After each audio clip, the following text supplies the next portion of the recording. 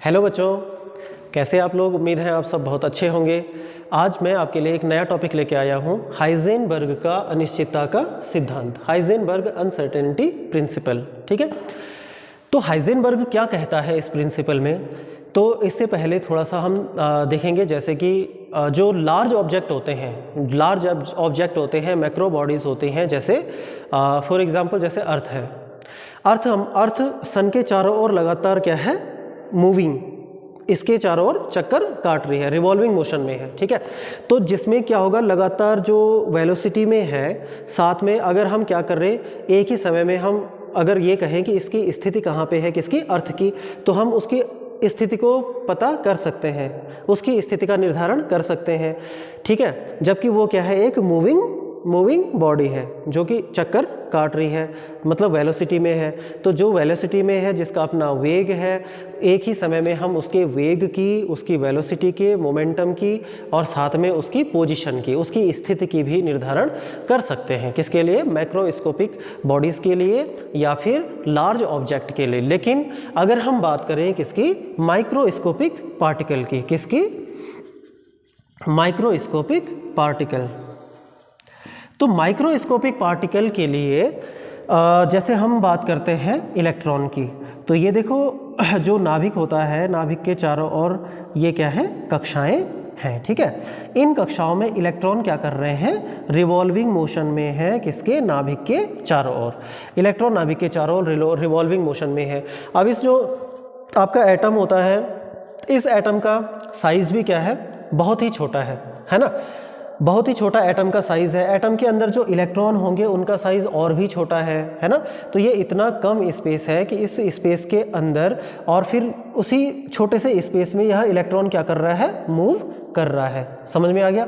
तो electron moving है, तो एक ही टाइम पे अगर आप कहें कि इलेक्ट्रॉन की पोजीशन क्या है, अगर उसको निर्धारण करना चाहें, तो पोजीशन को अगर हम निर्धारित कर लें एक टाइम पे, तो ये तो मूविंग भी है ना, वेलोसिटी में भी है।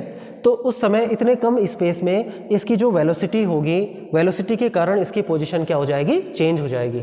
ठीक है, तो इसका मतलब ये है कि हम इसकी पोजीशन का निर्धारण नहीं कर पा रहे हैं, किसकी वजह से, इसकी वेलोसिटी की वजह से। और अगर हम इसकी वेलोसिटी की बात करते हैं, वेलोसिटी का निर्धारण अगर हम करते हैं, तो उस समय जब ये मूविंग पार्टिकल होगा, वेलोसिटी की बात की जा रही होगी, तो उस समय हम इसकी स्थिति को नहीं बता पाएंगे। ठीक है, तो इसका मतलब यह है कि एक ही समय में किसी माइक्रोस्कोपिक बॉडी के लिए, माइक्रोस्कोपिक पार्टिकल के लिए यह बहुत ही मुश्किल होगा कि हम उसकी स्थिति का और उसके वेलोसिटी का एक साथ निर्धारण कर लें। ठीक है, तो इसलिए इसी पर बेस्ड हाइजेनबर्ग ने एक नियम दिया, अनिश्चितता का सिद्धांत। ठीक है, तो हाइजेनबर्ग क्या कहते हैं, हाइजेनबर्ग कहते हैं, it is not possible to measure simultaneously both the position and momentum और velocity of a microscopic particle with absolute accuracy, है ना।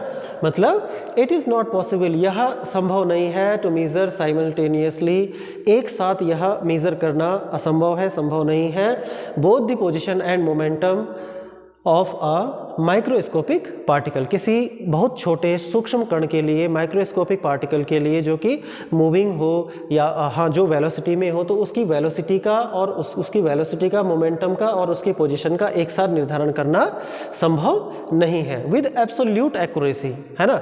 मतलब एक्यूरेसी के साथ हम एक ही समय में क्या नहीं कर सकते हैं, इनकी वेलोसिटी और इनके पोजीशन का एक साथ निर्धारण नहीं कर सकते हैं।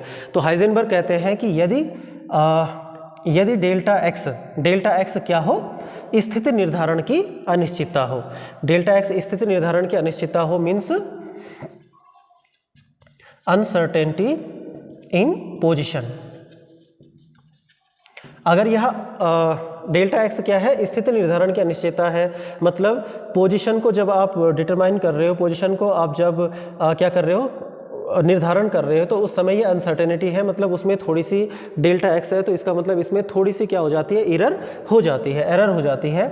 और वैसे ही डेल्टा पी क्या है आपका, अनसर्टेनिटी इन मोमेंटम।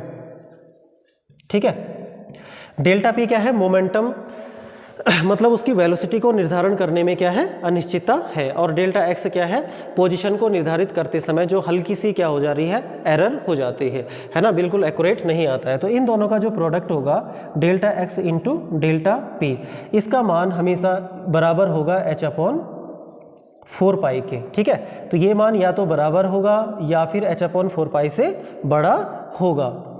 किसका मान, delta x into delta P, जहाँ पे डेल्टा एक्स क्या है, डेल्टा एक्स है uncertainty in position and delta P क्या है, डेल्टा पी है अनसर्टेनिटी इन मोमेंटम। समझ में आया?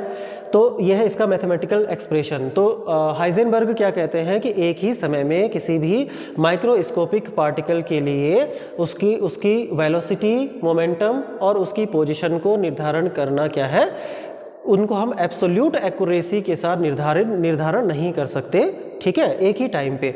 और डेल्टा एक्स, अगर डेल्टा एक्स किसी माइक्रोस्कोपिक बॉडी की पोजीशन को निर्धारित करने में क्या हुई है, जो छोटी हल्की सी जो एरर हो गई हो, और डेल्टा पी क्या है, अनसर्टेनिटी इन द मोमेंटम, तो इन दोनों का जो प्रोडक्ट होगा वह या तो बड़ा होगा या फिर बराबर होगा h/4 के। h और पाई क्या है, कांस्टेंट है। ठीक है, पाई कांस्टेंट है, h क्या है, प्लांक कांस्टेंट है, 4 भी कांस्टेंट है, तो ये पूरा टर्म आपका कांस्टेंट है। तो delta x into delta P की वैल्यू जो है कभी भी h/4 से कम नहीं हो सकती, या तो इसके बराबर होगी या इससे बड़ी होगी। और delta x into delta P है ना, तो इसका मतलब यह है कि अगर डेल्टा एक्स और क्या है आपके पास, डेल्टा पी, तो अगर डेल्टा एक्स की वैल्यू क्या होती है, कम होती है, डेल्टा एक्स की वैल्यू कम होती है तो डेल्टा पी की वैल्यू बढ़ेगी, है ना। h/4 के बराबर होना है इसको, या फिर इससे बड़ा होना है। तो डेल्टा एक्स की वैल्यू अगर कम होती है तो डेल्टा पी की वैल्यू बढ़ेगी, और डेल्टा पी की वैल्यू अगर कम होती है तो डेल्टा एक्स की वैल्यू बढ़ेगी। ठीक है, तो यह है आपका हाइजेनबर्ग अनसर्टेनिटी प्रिंसिपल।